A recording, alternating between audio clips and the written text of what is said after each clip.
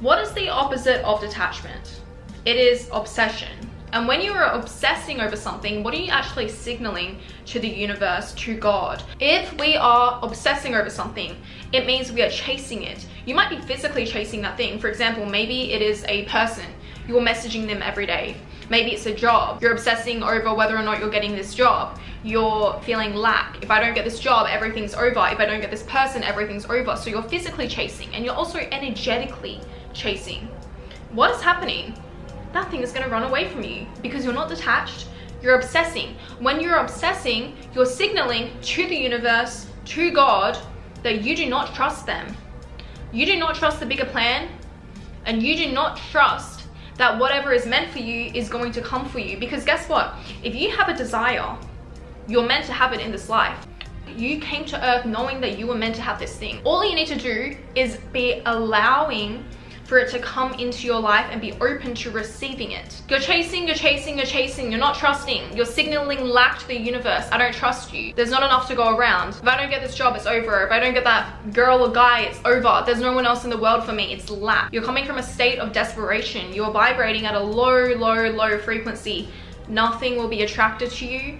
Is going to be repelled from you. This is another thing, guys. Sometimes we don't actually want that thing, we want the feeling of it. Actually, it's all of the time we don't want that thing, we want the feeling of it.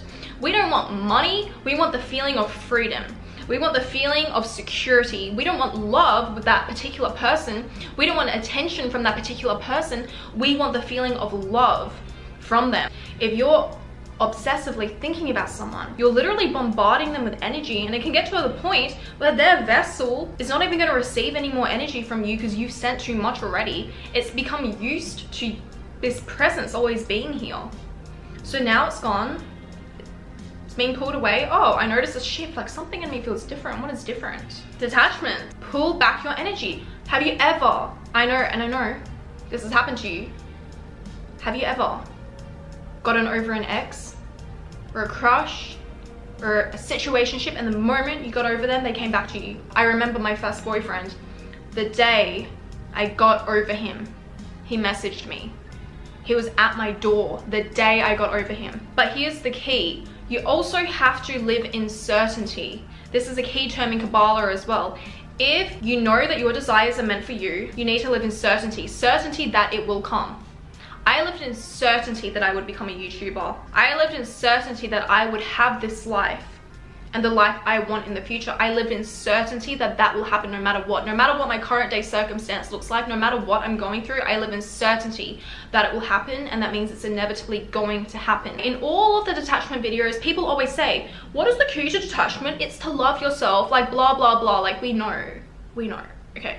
The key to detachment is to love yourself, to live an interesting life. But I'm gonna add another point. It's actually to have faith that everything is coming, and to live knowing that if it's not this, it is something better. And that everything is happening for me, not to me. Oh, my boyfriend left me? Okay, it's happening for me, not to me. Someone better is coming. That job let me go?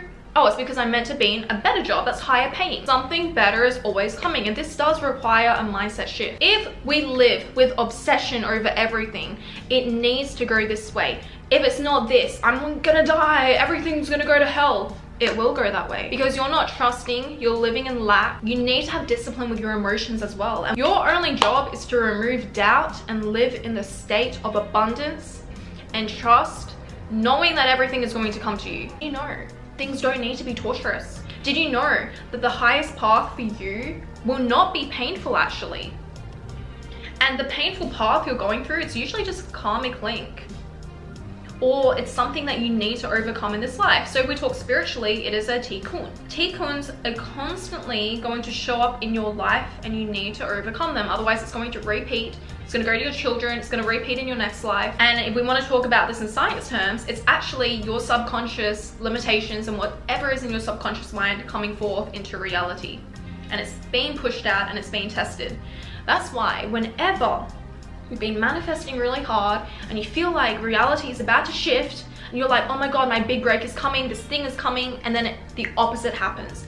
It is your subconscious pushing everything out almost as a final test.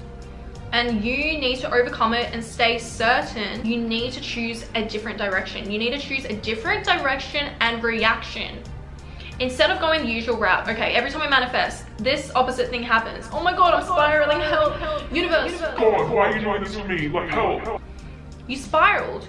You lost faith, you lost certainty. In that moment, you need to be like, whatever, it's fine. It's fine. Everything is coming, it's fine. And then watch how things change. Live your life knowing that it's already handled.